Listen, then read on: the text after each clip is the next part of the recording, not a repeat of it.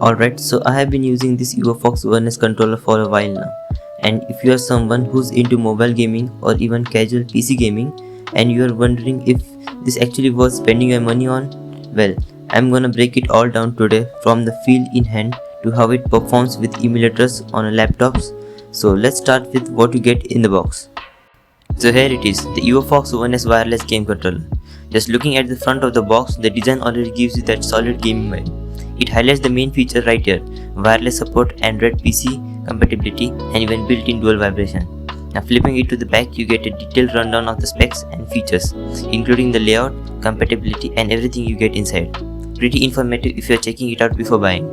Let's open it up. First thing you see is the controller itself, neatly packed, and right underneath there is a USB Type-C charging cable. Always nice to see Type-C instead of micro USB. Then we have this small USB dongle for wireless connectivity. And they have also added an extension cable for better reach, which is thoughtful if your setup is a bit far from a PC or TV. Lastly, there is a user manual that walks you through pairing, modes and button function. Good to keep handy, especially for beginners. Now coming to the main thing, the controller. Just holding it for the first time, the build feels surprisingly premium for this price. The matte finish on the grip gives it a nice texture and the buttons are clicky, responsive and well placed. It honestly doesn't feel like a cheap knockoff. It's solid and comfortable. And the best part is super lightweight, like even after using it for a while, it doesn't stain your hand at all. So whether you are gaming casually or playing for hours, this thing feels great in hand. Design wise, it's pretty much molded after a PlayStation style layout. So if you are used to PlayStation controller, you will feel more comfortable. So now let's see all the buttons. So in the front, it has two Hall effect joystick, a D-pad, action buttons, select buttons, start buttons, turbo button, settings button and an LED indicator, and at the top it has R1 and L1 trigger buttons and charging port, and at the back it has two mappable combo buttons and a reset hole. So talking about the controller, there is this rubber grips on both the sides, so it holds up really perfect and does not slip from your hands after a long gameplay sessions. The analog stick have a good resistance to it, not too loose, not too stiff, and they are grippy enough for long sessions. The action button feels clicky, same goes for the D-pad, which was one of my concern. But honestly, for a controller in this price range, it's more than usable even in fighting games like Tekken or Dragon Ball. If we talk about the accuracy of the controller, all the buttons are working perfectly good. And talking about the trigger buttons, they are pressure sensitive, means it will only work as much as you press them. And if we talk about the joystick drift, so let me tell you, there is absolutely 0% error in them, suited best for racing games. So pairing this thing is super easy. For Android, you just need to press X plus home button and connect to your mobile using Bluetooth, and blue LED will show up and it's done. For PC, plug the receiver into a USB port and Windows recognize it instantly as an Xbox controller, which is great for compatibility.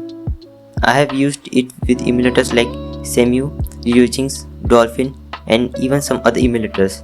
It just works perfectly. I have used it using Bluetooth mode and honestly, it's just more easy and has zero input lag. Okay, so let's talk about what really matters, gaming performance. I have tested this on different emulators with games like God of War and Legend of Zelda. Controls were responsive, no missed input, and the analog stick movement felt smooth. Battery wise, it gives me around 8 to 10 hours of playtime on a full charge, which is decent, and it charges pretty quickly through Type-C cable. I just charge it off every few days and I'm good. In terms of comfort, I have used it for 2 to 3 hour sessions and did not feel any strain. It's got nice contour and the textures actually help during the long play. Your hands won't slip or sweat too much. If you have big hands, you will still be comfortable. It doesn't feel clamped like some other budget controllers I have tried before. Playing Ocarina of Time with EvoFox One S feels great. The analog stick movement is super smooth and every input responds instantly, no input lag at all. Here I am playing Pokémon Ultra Sun using the EvoFox One S controller, and honestly it feels way better than using a keyboard. The D-pad works perfectly for menu navigation and moving around the map. It's accurate and responsive. The face buttons are clicky and give solid feedback every time I select an attack or item. Even quick movements feel smooth and there's no lag between the input and action. For handheld emulators like Citra, this controller really improves the overall gaming experience. Now I'm playing Resident Evil 4 on Dolphin emulator, and the EvoFox One S is handling it like a pro. Aiming with the right joystick feels smooth, no dead zone issue. Whether it's headshot or quick turns, the controller keeps up without missing a beat. The trigger buttons feel solid when firing or switching weapons. You actually get that satisfying click, and the vibration kicks in just right when things get intense, like during close encounter or explosions. Even navigating the inventory and quick equipping items is smooth. Feels almost like playing on an actual console. Alright, now I'm playing God of War 2. And yeah, this is where EvoFox One S really shows its strength. The controls feels tight. Movements, combos, dodges, everything responds instantly. When you're pulling off those big moves, the vibration adds that extra punch. Not too strong, just enough to feel it. The analog stick feels smooth, no drifting, no delays. Camera movement is clean, and the buttons don't feel cheap at all. Even after playing for a while, the controller still feels light and comfortable, no hand fatigue. For a game like this, it honestly feels just right.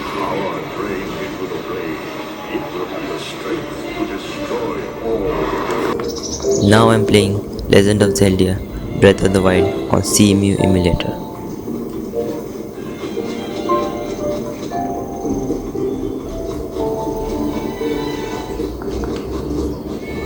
The EvoFox One S feels smoother, especially while moving and camera control.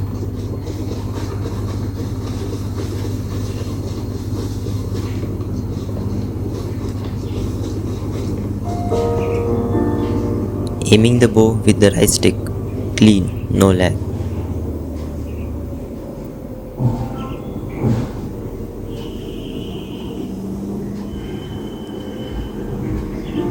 Button feedback is soft but satisfying. Nothing feels delayed.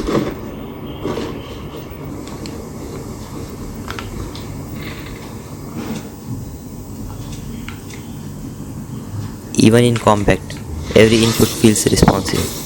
No skips or shutters.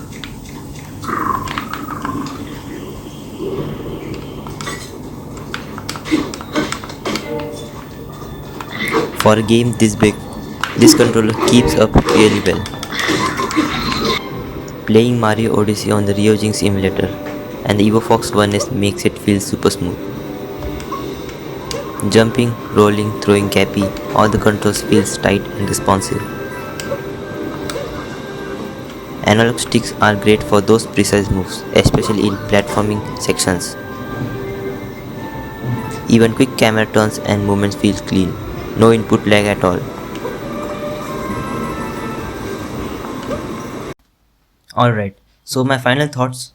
Should you buy the EvoFox One S controller? If you are on a budget and you want a wireless controller that works on PC, Android and even smart TVs or emulators, this is honestly a great deal.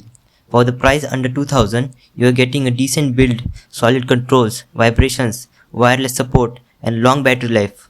Of course, it's not perfect. It's not gonna replace your Xbox or PlayStation controller if you are looking for competitive gaming or super high-end feedback. But for casual or moderate gaming, it does more than enough. I did say it's one of the best budget controllers for the under 2000 rupees right now in India, especially for students or anyone who just wants to chill and game. If you have got any questions or just want to share your experience, drop a comment below. Don't forget to like the video if it helped you and subscribe for more honest review like this. Thanks for watching and I'll be catch you in the next video.